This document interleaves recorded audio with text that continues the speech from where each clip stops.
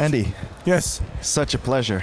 my pleasure here. No, such a pleasure to have you here during Jazzahead 2024. Yeah. It's first time being here, actually. First time. Yeah. Okay, great. How's it going so far? So far, it's pretty cool. Yeah. Fantastic. Yeah, running into a lot of people I know and running into meeting new people too. So it's a good combination. It can, fishtail back and forth between the unknown and the known. It's a little bit like music that way. That's the spirit. Yeah, absolutely. So Andy, welcome to Jazzahead 2024. We've got a few questions. Okay. Hope they're not too tough. They're just fine. They're just fine. Okay. So we'd like to start. With your roots, your musical roots. Could you tell us a bit about your start and how it was to have lessons from none other than Oscar Peterson? I mean, Oscar Peterson's lessons were, in a way, more informative from the point of view of I started playing because of his existence, in a way. Growing up in Canada and being a young black kid and seeing this guy who's this international jazz legend and such a phenomenon on the piano, he definitely inspired and motivated me to play long before I met him. Then when I met him, and then it wasn't like I got together and did like a private piano lesson with him every week where he said, you didn't do your homework. It was more about meeting with him in a group situation where I was in an ensemble and he would coach my group every couple of weeks, and we had really good connection because I got comfortable with him where, when you see someone like him walk into a room, it's intimidating. And I definitely got comfortable with him, but he just gave me a lot of really valuable lessons on sort of seeing beyond myself and into the music in a way that I guess I maybe was struggling with learning how to kind of find a certain connection. And it was a very simple lesson, but very important lesson. So I would always carry with me because of how strong that wisdom was imparted, But in many ways, very simple, but kind of makes you think. And I think sometimes when someone forces you to discover your own answer rather than giving you an answer, right, it's richer. Absolutely. So, over your 30-year career, you've collaborated with a diverse range of artists. How have these experiences influenced the way you approach music? Every person I work with gives me something that I have to go to. It's a challenge to sort of like learn their world, right? And so every person I've worked with has kind of, whether they've said it outright or they just said it in the way they present music to you, you have to find a part of yourself to learn how to navigate their music. And so once you find that part of yourself, you've unlocked, it's like a video game, right? You unlock these different levels in a way. And so each time I work with someone, they help you unlock something, or they at least give you something to practice. But in the more profound sense, they help you unlock something. So then that's now part of your code. And so you take that with you to your next outing. And if it's your own project, now your own project is richer because of that, lesson or that interaction that you had. So for me, everybody I worked with or the collaborations I've done, it's taught me something or enriched my thinking and enriched my my sound, hopefully. Definitely like artistic stepping stones, like opening up, being vulnerable to the collaborations in order to learn a bit more about yourself, you'd say.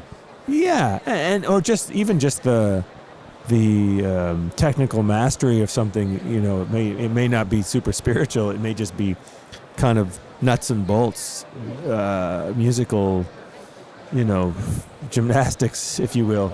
But there's still something about that you've now brought that into your aura, and you're into your repertoire, your toolbox, The formation of Unison. That seems like a pivotal moment in your career. What sparked the idea of to return to that piano trio format, and how does Unison encapsulate your music vision as a whole? That's a good question. I mean, I had a really profound life experience, right around the time that I was making the decision to commit to a trio, because I'd done a lot of ambitious projects. They were stressful, they were rewarding, but they took a lot out of me. And when I had a cancer diagnosis a few years ago, I was like, I have to do some things differently. And I had also at the same time, for many years, close musical friends saying, you should do a trio, you should do a trio. Why don't you do a trio? I'll produce a record for you. All these kinds of things, And I was, kind of like going, yeah, I'll get to it. It's later. And I finally just, it was easier to listen to that message then because I had these other forces pressing down on my life. And so it was like, I think this is time. Because it just felt, musically I was open, and then physically and mentally and just logistics in my life was like, there was a lot of other things happening with people's lives that just sort of, it's kind of one of those things where like you could look back in history and go, yeah, why did this thing happen? It may not have necessarily been strictly from purely an artistic decision. These things are a reflection of artists' lives and social forces and many things that come into play where you're like, oh, that's why that happened. Like the universe is really pushing you in that direction, Yeah, in a way, Yeah, and but you're just kind of listening for the signals and kind of going, oh, don't fight it. This is happening. This person's having a baby with their wife. This person's moving. This is happening. You're having this thing. Maybe you should do this other thing that you've been talking about not doing for 10 years. So it kind of became it was like glaringly obvious in some ways. Yeah, in Unison, that's that piano trio format is it's definitely a next step in your in your artistic expression, if you will, and that trio philosophy is quite intriguing, focusing on the intersection of texture and groove. Could you elaborate on how this philosophy shapes the music you create? And yeah. I mean, having the reason why I articulate it that way, the intersection of texture and groove, is because those are two things that I love to sort of, bathe myself in. I mean, I love groove. I love groove that's infectious. I love groove that's sort of thoughtful and physical at the same time. And I also love texture, and I love color, and I love fabric, and I love the sort of tone palette that exists within any instrumental group. And so I like musicians that are sensitive to that and want to bring that into the sound. And so picking people to play with is in large part informed by their capacity to sort of listen and kind of complement these two threads. I mean, I can take care of melody and I can take care of harmony, but sometimes I need the sort of additional complement of these other players, of the bass player and the drummer, to be able to have this intersectionality of groove and texture, which to me are really super important. Because it doesn't matter what style of music it is to me; those things are still kind of universal. It's interesting to say harmony as well, like because the bass player can play a little bit of part in that. Yeah. And how open are you to that? Because everybody has that expertise, but Yeah, no. I totally love that. I mean, it's like having it's like expanding your band. If a 3-person band can sound like 5 or 6 people at different times, not necessarily all the time, but at different times to sound like more than the sum of its parts, that's great. Awesome. So, collaboration, that really seems to be like a key element of Unison's music process, and you just gave us a little bit of insights on how you bring individual ideas together to create your unique sound, and the idea that we're getting, that there's an openness. You need to be open to that input at all times in order to reach new heights. Is that what you would say? Say that again. Openness for the collaboration in order to reach new heights in performance. Oh, you have to be open to play music with other people. Anyway, you got to be open to play music by yourself, because assuming there's an audience, you have to be receptive to their experience of it, of what you're presenting too. So I think openness is a given, like a starting point, like it has to. But certainly, it's in collaborative situations. You got to be open if you want to get the best of people. You have to be able to sort of process what they're telling you, process what they're saying musically, process what they're saying verbally, even, and just make a decision as to like, well, how can I best can I in fact absorb that and use and process it and use it and bring it to the music and not have it be a combative kind of thing, but like be start stimulating the music in a positive way. You got to be able to be open to sort of like sharing that, and you also have to be able to say, no, I don't think so. Not today. Set that's some not boundaries. Yeah, I mean, if it just doesn't work, you just have to be able to say, I don't think that's the vibe. Yeah. And be able to just say it without being combative. Yeah. Jazzahead. Jazzahead's a major event, and how do you prepare for such an event, and how does it differ from other gigs that you might do, and in your catalog? What's your take of such an event? Well, I mean, it's a trade fair with, at least from what I'm experiencing now. It's tried to have a real life feeling to it, but it's a trade fair. So everybody is here for the purposes of connecting and experiencing and being turned on to things and sort of expanding and enriching their understanding of business relationships, artistic relationships. And so that's not new to me, because I've played and attended lots of conferences. Not this one, but I've attended lots of conferences of this kind to know what they offer and know what their sort of, potential sort of mysteries that, exist for people, and depending on what your work and what your role is, right? Whether it's the media, whether it's with presenting, whether it's with, collaborations and with other artists, and so recordings and what have you. So I think it just depends on, where you're coming from in terms of what you're looking to get out of it. But I mean, for me, it's like, oh, this is a good thing, because it's like it is so focused on the music that I love that's you kind of sift through in other conferences where maybe there's other things going on. You're trying to find your tribe, as it were. Whereas here it's like a kind of everybody is like, we're all about jazz. So that's great. To have that concentration, and so absolutely, it feels good to have that, kind of community. Absolutely. Andy, I want to talk about the reMission. Congratulations on the success of the reMission and winning the JUNO Award for Jazz Album of the Year. Could you share with us the creative journey behind this album and what it means to you personally?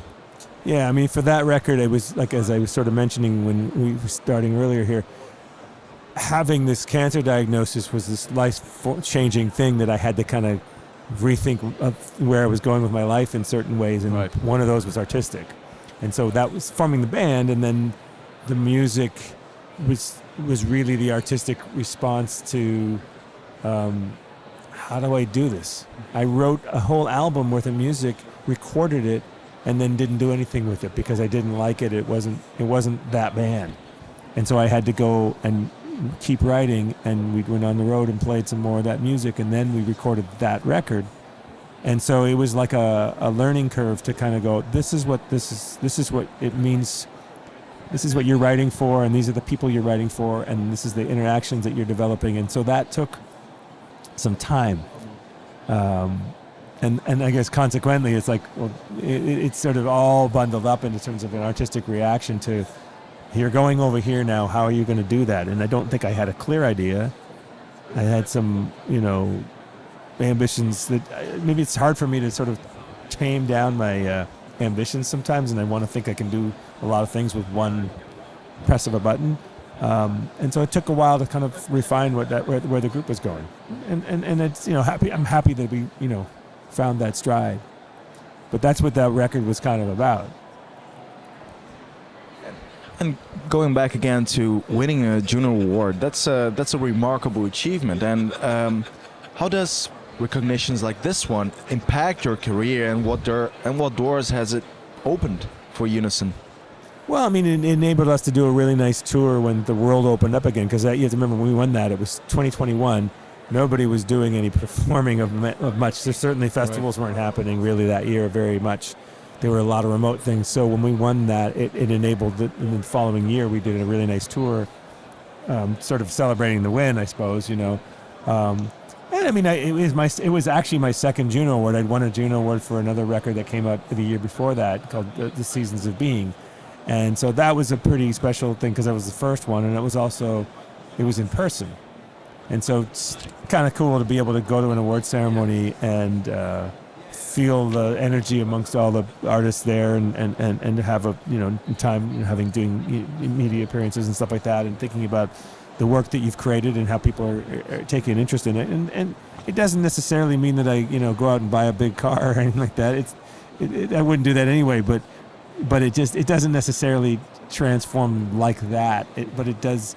It especially depending on different types of awards are interesting because if they're juried by your peers, which the Junos are, you feel a certain respect. Yeah, respect, but also just a gratitude to okay, people get what I do. They get it and they appreciate it, and they're people that know music, so you kind of go, well, that's meaningful. It's not why I do it, but it doesn't hurt.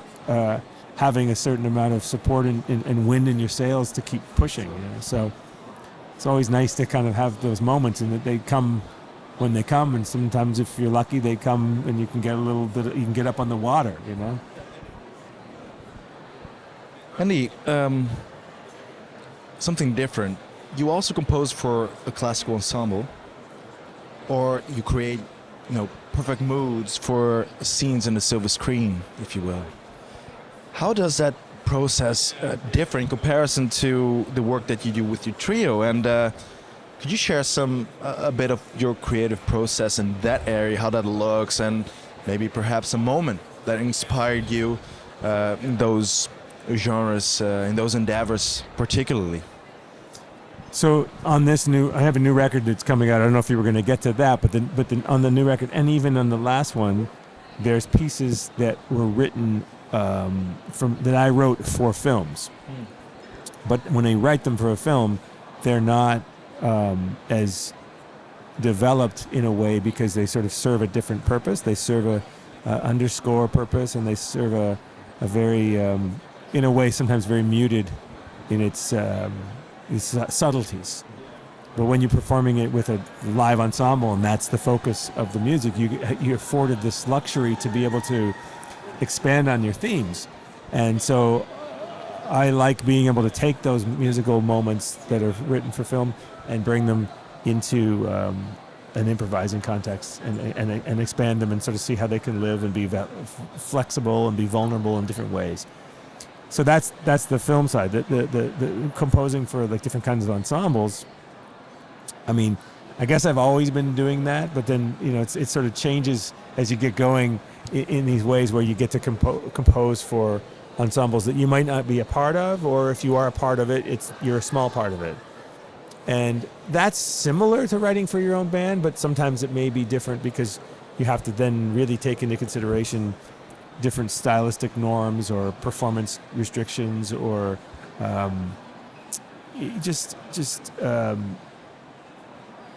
things that you can't control as being like the center of the ensemble.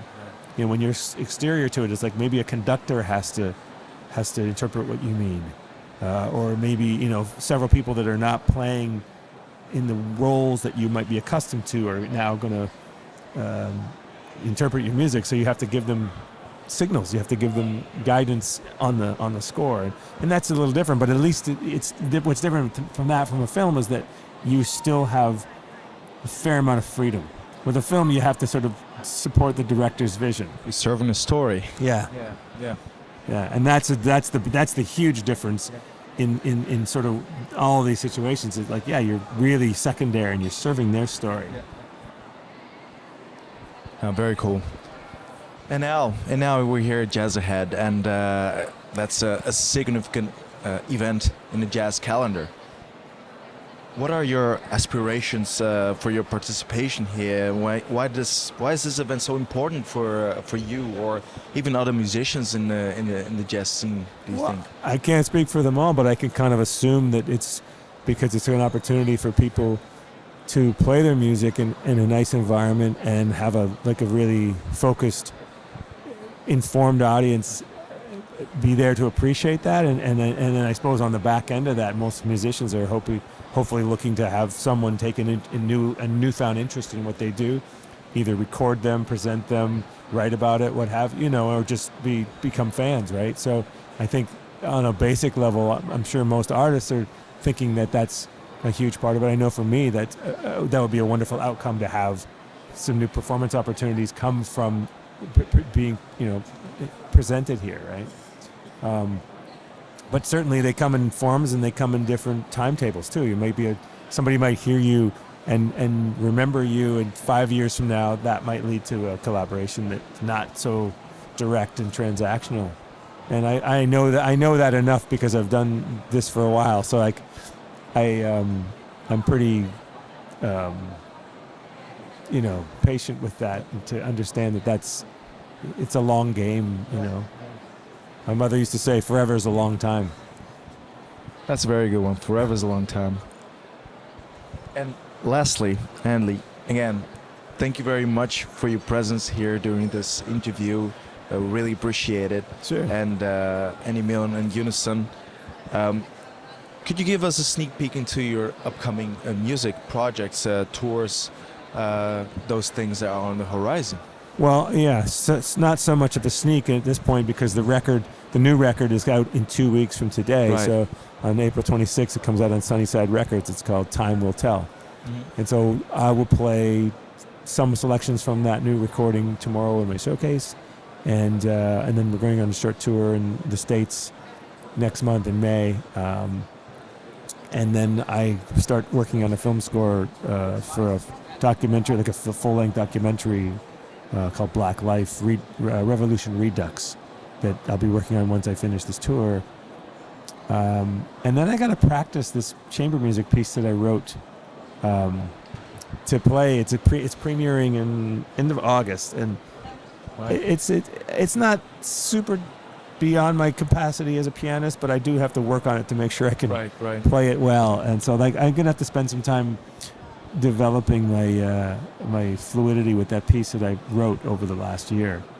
And then I also have this what's happening? Oh, there's this John Coltrane Orchestra Legacy project. It's not my project, but I'm one of the arrangers one of the composers that's working as an arranger for the project. And so that's premiering in different cities, but the first concert is happening next month with the Toronto Symphony and Joe Lovano. So I'm going to be there to sort of witness it and hear what I wrote for these Coltrane arrangements, which will be a lot of fun. Fantastic. Looking forward to it. I'm sure it'll come here at some point. I'm pretty sure that's what they're working towards. Andy, thank you so much for your time during Jazzahead 2024. Sure. And wish you a very productive time. Thank you. Thanks for your time. Thank you. Yeah.